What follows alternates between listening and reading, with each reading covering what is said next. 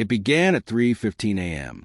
Every TV in Coldwell, New Jersey, turned itself on old CRT's flat screens, even sets that have been unplugged for years.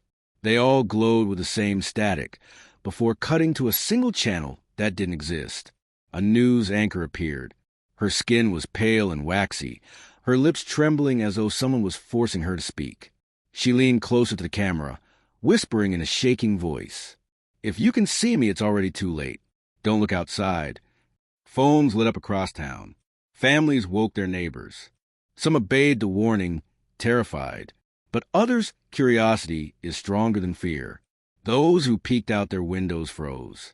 The streets were lined with rows of figures, standing perfectly still in the darkness. Dozens, then hundreds. They faced the houses, heads tilted at impossible angles, their faces hidden in shadow. Then the TVs flickered again. The anchor was back, but her eyes were gone, replaced with two dark hollows that bled faint static. She smiled too wide, stretching inhumanly. "They know you're awake now. Don't answer the knock."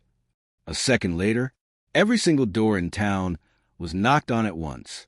The sound echoed like thunder. People screamed. Some prayed. Others panicked, opened their doors. And those who did were never seen again.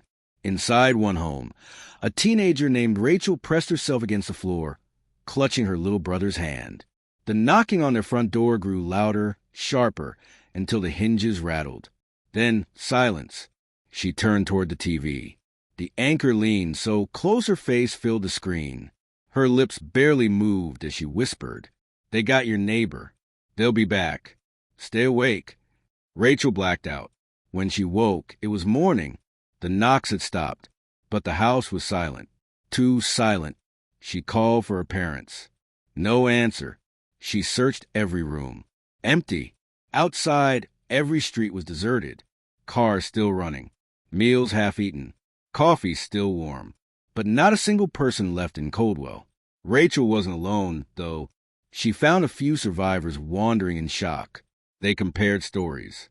Each had seen the same broadcast. Each had heard the same warning. Each had lost someone. But in every abandoned house, they all found the same thing. A handwritten note, scrawled in black ink on cheap paper. The words were identical. "Thank you for tuning in. Tomorrow, your city will broadcast too." Terrified, they drove out of town, only to find the roads empty, blocked by cars with no drivers. Radios and phones were dead.